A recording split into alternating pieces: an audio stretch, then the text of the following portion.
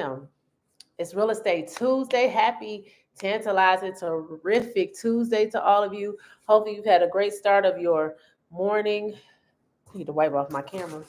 Ooh, for my cloudy cameras. Can't be having that. So, hopefully, everybody's had a great start of their morning. Um, we have some inclement weather, but it's Michigan. So, that's going to happen, right? So, I always talk about how to help first-time home buyers get to where they are. I should say become homeowners, but I haven't forgot the ones that just bought houses. So before I get into that, my name is Toria Howard. I am back in my hometown of Detroit. I'm so happy. Go Lions. I know everybody root for the 49ers or whatever, but there's a lot of people root for us. And I'm so mad because I had planned to go to the Super Bowl this year. And if we make it, I'm gonna be sick because I was supposed to go anyway. But we procrastinated. So it is what it is. All-Star weekend is going to have to be. But I might try to still get out there, whatever. But 'cause I know it's going to be a time, baby. It's going to be a time here too. So it's going to be great. I love it. It's a lot of energy in the city. I'm glad to be back here. I always wanted to come back here. I always knew I was supposed to be back here. But that's just my little spiel about my city. And I'm so tired of people talking bad about us. Especially if you never lived here or you never been here, keep your mouth closed. Flat out. Look. But anyway, I love my city.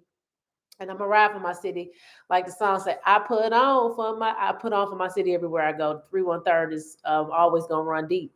And I have so much love and I have so many plans that I'm going to do. I talked to my partner yesterday. So we got some things brewing and I can't wait. So it's Real Estate Tuesday. So let's talk about some of the things. Once you buy the house, what do you do now? What do you do next? A lot of people just go out and buy furniture and live, right? That's all. That's it. That's all you got to do. But let's talk about a few things that you can do to help you keep the house. Hi, Ronnie. Thank you for chiming in, my first person. Well, let me say this. Drop a 1 in the comments if you're watching this live. Drop a 2 if you are new to my live. Drop a 3 if you're watching the replay, and I really appreciate it. So one thing that people live. You're supposed to live. Once you buy the house, once you get the keys, you're supposed to get your furniture, you're supposed to live, right? But what about those things? If you have a brand new house, these are some of the things that you have a head start. These are some of the things that you can think about as well once you have your house. So, hi, Roz.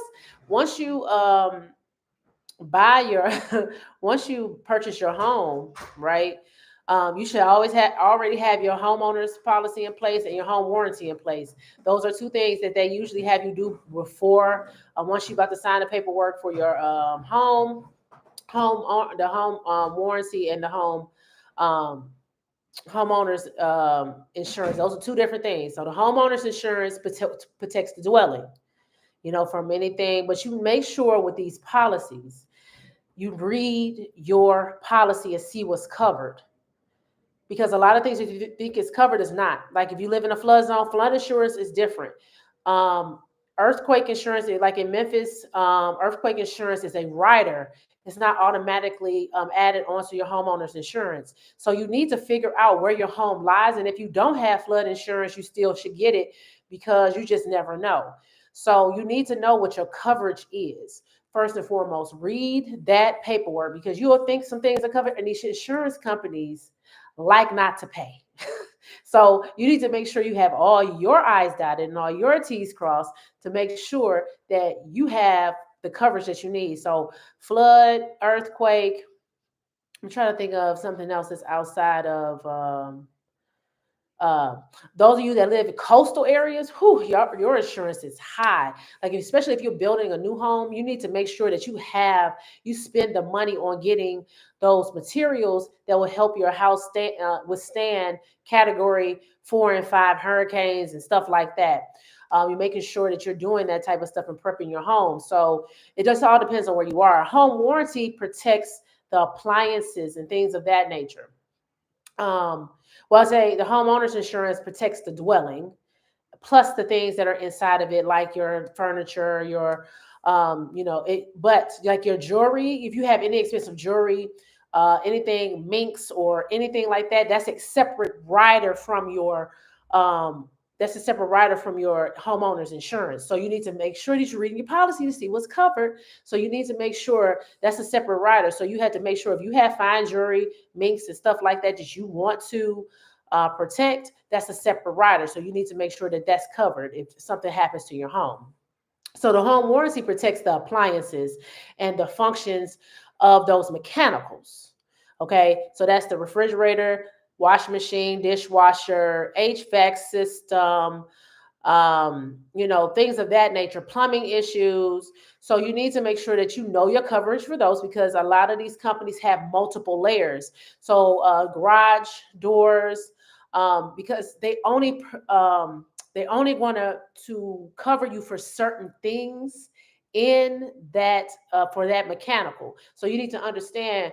So if it's a certain part, if you want your whole HVAC system covered, you need to make sure that it states that in your policy. Because sometimes they have it in there where they only cover like certain parts. So, or they're only going to cover up to a certain amount.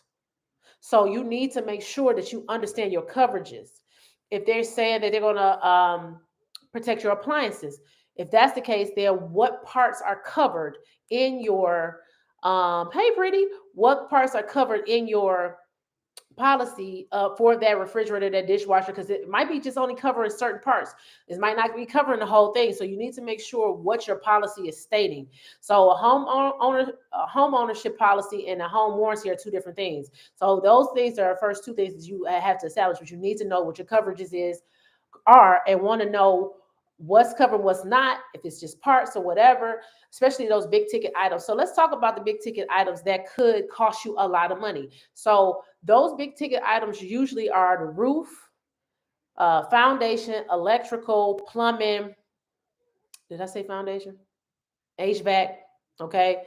Those are usually the biggest things that you will have to cover in your for your home. So some of those things you need to know the square footage of your home. So hello, you need to know the square footage of your home so you'll know how much it costs for your roof. So average roof cost is like $12,000 plus the fee of removing the old roof. So you need to know, but that's based on your square footage. So you need to know how much it's going to replace for your whole entire roof. It doesn't matter if it's covered in your home warranty or not. I mean, your home ownership policy or not.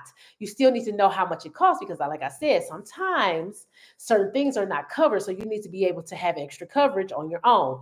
So what you would do is, say, for instance, if you have a regular part like the shingle roof, they're not lasting like 30 years anymore like they used to, 20, 30 years. So that's like a 15-year time span. So you'll take the cost of that divided by the years that it take to replace it, and then break it down by month, and that's what you should do.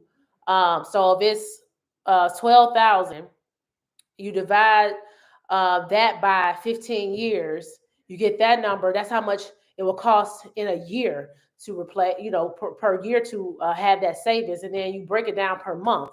You divide it by 12, and you'll know how much you need to save every month for that roof. And usually it's a nominal cost, like 40, $50 a month. So you set that aside for the roof. Electrical issues, if you have a brand new home, typically there are up-to-date electrical systems. So you don't have to worry about that as of yet, but just in case things happen. And sometimes people are not putting these houses together properly. So you just never know. Electrical issues, can cause, like, fires, and repairs can be from like 300. But if it requires something, like replacing any wiring or anything like that, that could cost like four or 5,000. So you do the same thing. Like, how much will it cost per month for you to have that in total? That $4,000, because you always go to the higher limit. So how much would it cost um, per month for you to be able to fix your electrical if you need to? But like I said, your home warranty should have that type of policy. If you want that cover, you can pay it through your home warranty. If they find you find a home warranty company that does do that. So, the next thing will be plumbing issues. Okay, now plumbing issues can be crazy. I remember I bought my house, and it was a month before my wedding, and I came home and looked at the garage, and it was raining in my garage, y'all. Can you understand how I felt when I opened that garage and I saw all that water? I didn't know what to do. So when I walked in the house, I had just got my hair done for one. Let's say that. So for two, I walked in the house and it was like my water up to my ankles, and it was raining water from everywhere. All my light fixtures. It was in the kitchen because when you walked in my garage, you walk through the kitchen. It was all in the kitchen, raining from the all of my light fixtures. It had spread to my dining room because my dining room was off to the left of my house. Then it was all the light fixtures. I went in a living room, and I had a large living room, and it was raining from every light fixture in my living room. I'm like, oh my God. I go upstairs, it's water everywhere. I mean, it's just running down the steps. It's running all in my bedroom because when you walked up the steps, my bedroom was to the right. Then it had the bathroom in the hallway, because we had a half bath downstairs, and then it was the other 3 bedrooms upstairs. It had went, and I was like, oh my God.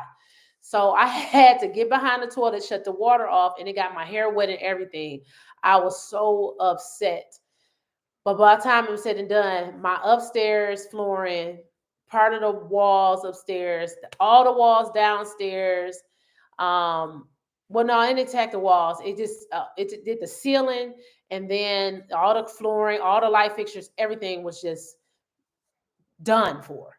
Water does the most damage. So plumbing issues, you need to make sure you're accounting for, because plumbing is one of the most common things that happen, especially if you have basements like here in Detroit.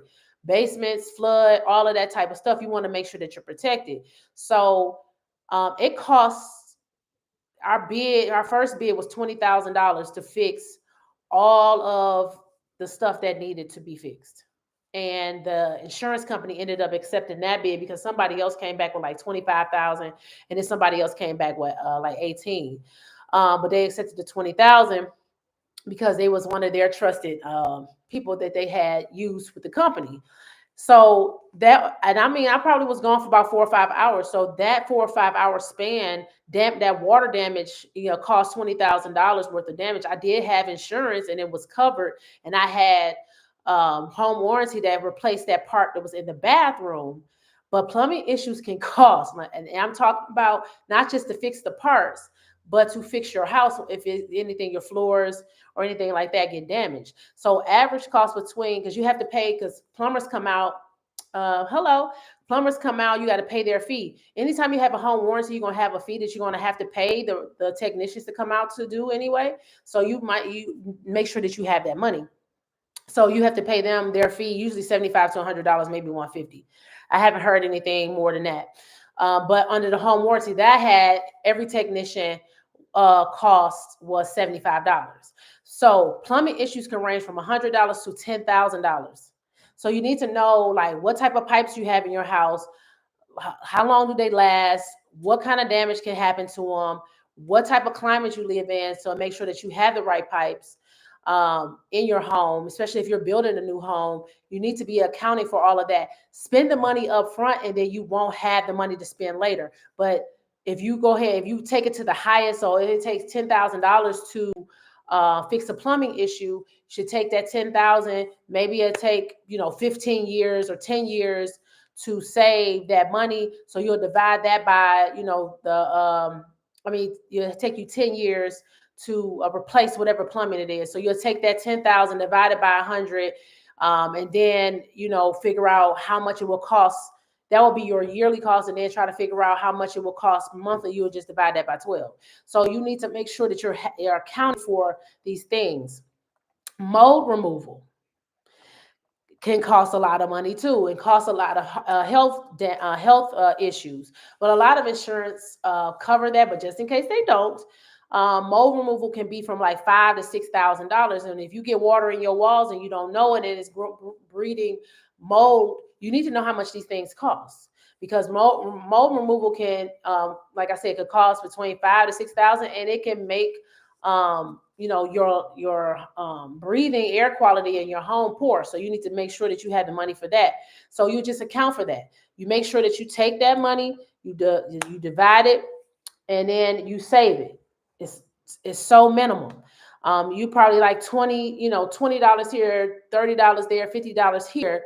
Put that all together. Foundation issues can be a real huge problem. You need to make sure that you are paying attention to your foundation. One of the things that helps with that is if you keep like shrubbery, trees, and those type of things away from your dwelling, close to your dwelling. We used to have a whole lot of trees in our yard. We ended up cutting down. Hey Yoni, we ended up. Hi everybody on Facebook.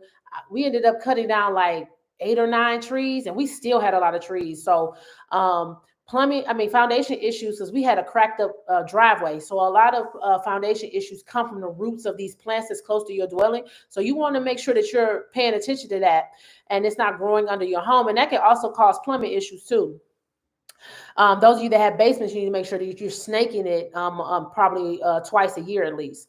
So foundation issues can cost between $10,000 to $40,000. The cracks in the sidewalk, cracks in your driveway, cracks in your garage, cracks in your walls, cracks in your ceiling. This house is going to settle, but when you're starting to see huge cracks, you need to make sure that you're understanding you're having a foundation issue. And you need to know these things, like to be able to recognize. You don't have to fix them, but just be able to recognize these things and understand once you buy your home, these are some of the things you have to keep up with. So like I said, fixing foundation issues can be like $10,000 to $40,000. That's more than your roof, depending on the square footage of your home. So you need to be making sure that you are accounting for that. How much would that cost? And divide that by 12, and then divide it by how much would it cost to fix. You make sure you divide it by 12, and then try to figure out how much it would be monthly, or I should say divided by the year. It all depends on how you want to structure the foundation, because that's really something that happens over time, but you still want to account for that. You don't want, because sometimes those systems are not covered under your home warranty and your home ownership plan. So you need to make sure that you're accounting for that. If you live in an area where it has a septic system, that can cost some money. So you need to make sure you know how much it will cost to replace that, and accounting for that every single month. HVAC systems, right? Your HVAC systems it all depends. Like we had 2 systems in our house, and ours was old. So we was able to had the fans and stuff like that replaced and all these different things. But if you have to replace a whole system, like our system was going to be like 10 to 13 grand, because we had 2, because we had the upstairs and the downstairs. So you need to be able to account for those things. Usually HVAC, hey D, that's my friend. Usually HVAC systems, take about 15, 20 years, depending on the quality. I hear Crane is the best quality.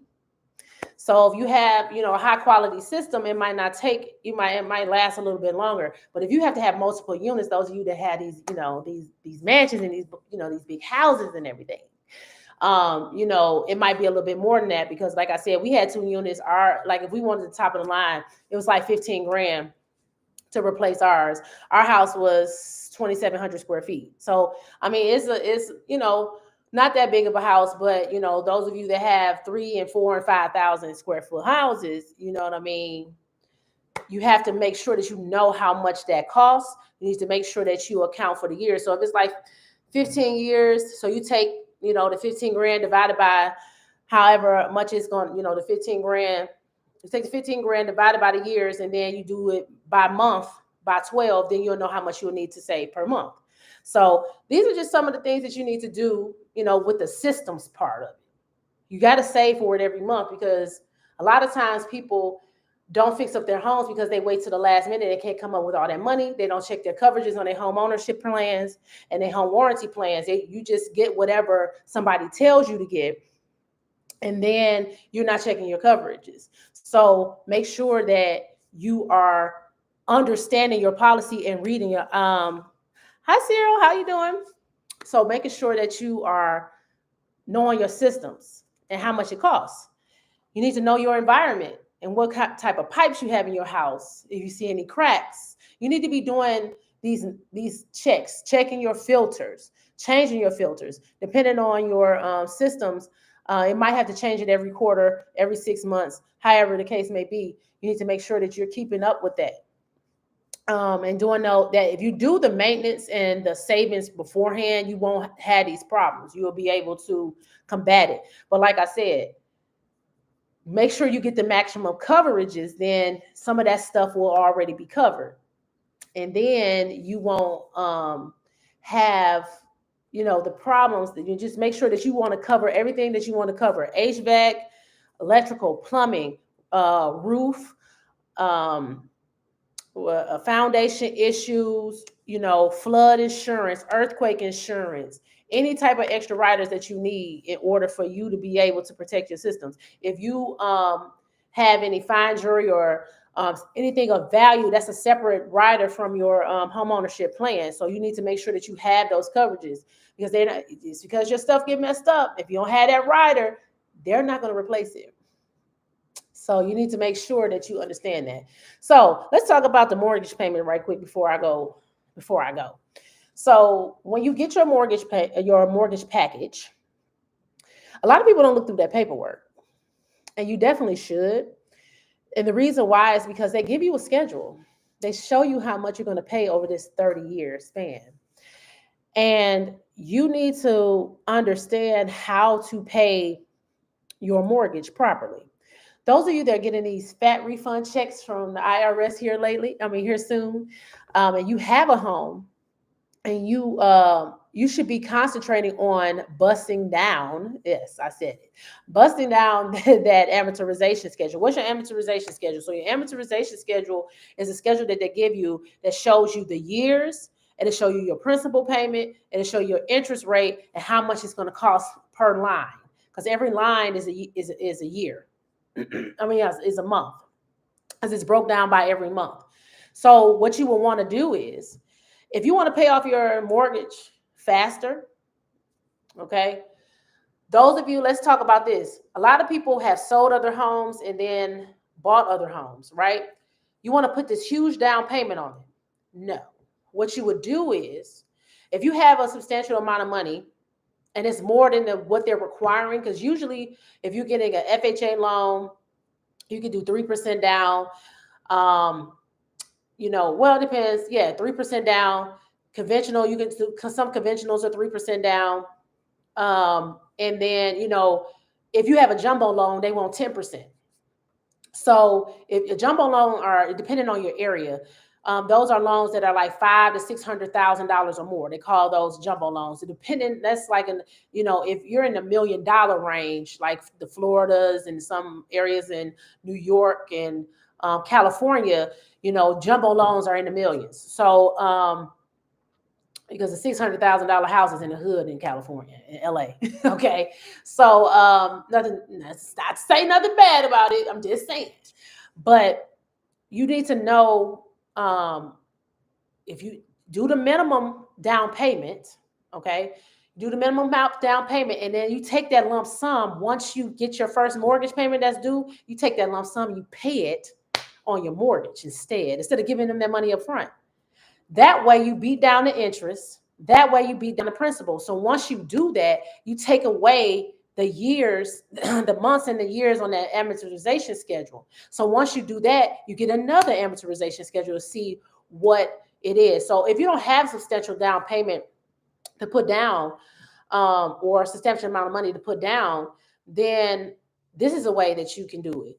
So on your amortization schedule, you're going to see the same lines: principal, interest, and how much it's going to cost for the month.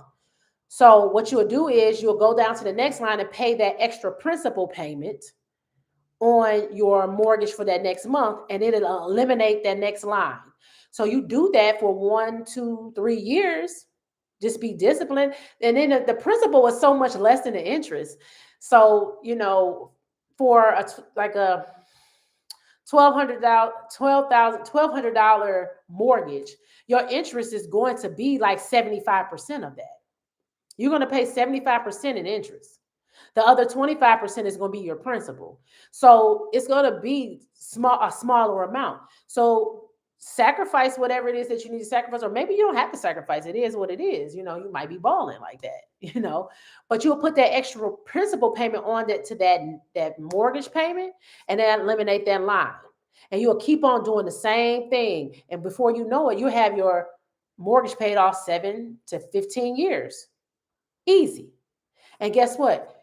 When you look back, you won't pay all that interest, because you're going to see your interest total for that 30 years. You'll see your principal payment total for those 30 years. And when you eliminate those lines, that's going to beat that down, and you won't have to be paying on a mortgage for that long. So I just wanted to come today for those of you, congratulations to all the new homeowners or future homeowners. They're about to close or in the process. Congratulations to you. But I just gave you a financial plan on how to maintain your home, how to protect your home, and how to pay off your mortgage faster. I gave you 3 tips today. So go back and watch the replay if you didn't see it. But I talked about the home owner's insurance versus the home warranty, because those are 2 different things. Got to know the difference, know your coverages. I talked about how much your systems are going to cost to replace: plumbing, HVAC, roof, electrical, foundation, septic systems. If you have that, depending on where you live, mostly rural areas have septic systems. Okay. And I didn't factor in either. Like some people don't do their own landscaping. So you had to factor that in too, to your budget. Factor in your landscaping costs. Factor in, whatever it is that you feel like you don't want to do. Factor in that cost per month and start saving that money, putting that money to the side. So if something is not covered, you won't be scrambling trying to find the money. And you will have a deductible on your homeowner's insurance too if something happens that's covered, but that's usually factored into the cost of the cost of whatever repairs you need usually. But if not, the higher the deductible, the better. Your insurance will be cheaper, but it's usually factored in the cost of the repairs. So you'll just have to take it out of that if there's anything left over. And if there's anything that you have to pay, then you have the money for that. So know what your deductible is: $1,000, $1,500, $2,000, whatever it is. I never went over $1,500 deductible. I knew that was something that I was going to be comfortable to be able to pay if I had to pay out of pocket. Because a lot of times when you have to know this too. Let me say this last thing. When you have a homeowner's insurance policy, they're only going to cover a certain amount of things per year. Okay. Hi, Kashina. I hope I'm saying your name right. Hi, Isha. I haven't seen you in a while, girl. So they're only going to cover a certain amount of claims per the terms that you're on your policy. So you need to know that too. How many incidents can you have that's covered under your insurance before they drop you? Because they'll drop you before you even know it. So you have to understand these things too. You have to understand that you only can have a certain amount of claims within a certain amount of time, and it has to be a certain amount of money. Like I said, my claim was $20,000, and something else happened, they didn't cover it because I only had a certain amount of limit during that time period. And the more claims you have, they're going to drop you, and they'll drop you before you even know it. So you need to know in your homeowner's policy how many claims, the amount of the claims, and when do they drop you from your insurance? You need to know all of these things because the homeowner's insurance only covers a certain amount of incidents. So you need to definitely understand that. So like I said, let me recap. Those of you that have just bought a home, getting ready to buy a home, congratulations to you. I just gave you 3 tips on how to maintain your home. first with your homeowners, home ownership policies and your renter and your home warranties. Those are two different things. Two different things. How to manage your mechanicals and save for that every month, and how to pay down your mortgage faster. So go back and look at the replay. Um, oh, well, thank you, Kashina. I hope I'm saying your name right. So go back and look at the replay. Share it with some people you feel like this will help new homeowners, future homeowners. It can help anybody, seasoned homeowners, because there's a lot of seasoned homeowners that don't do these things that I discussed.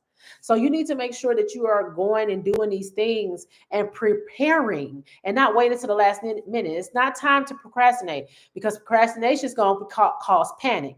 Panic is going to cause you to lose some things. You don't want to lose anything, because a lot of times when we panic, we can't think. So make sure that you're prepared. Proper preparation. What is it? Proper preparation prevents poor performance. I'm a sports girl, okay? So in everything that you do, you have to prepare. You have to know how much your systems cost, how much you should save every month, how you can pay down your mortgage faster. What are you willing to sacrifice to be able to maintain something that you want to turn into an asset later? Because you can turn into an asset later once everything is said and done. So I bid you adieu. Everybody have a blessed day. And you'll see me in these social media streets. Give me some love, give me some likes, share it with some people that you feel need this, this information. I would love to share it with them, for you to share it with them. And go back and take some notes, and just, if you have any questions, contact me. If you want to get prepared to become a homeowner, I can definitely help you with that. If you are a homeowner or be thinking about becoming a homeowner, you need a real estate agent. I can assist you with that. I know real estate agents all across this country. I just helped my boy with some real estate agents for Dallas, Houston, Miami, and Jacksonville. I network all the time because I have clients around the country that I help with credit repair and financial literacy, that I need real estate agents to help me be able to, get them in homes, because I can't have license everywhere. I know everybody, wants me to work with them, but I can't have licenses everywhere. So I make sure I have a network of people that can help me do that. So once again, I bid you adieu. Y'all have a blessed day, and I'll see you in these social media streets. Bye.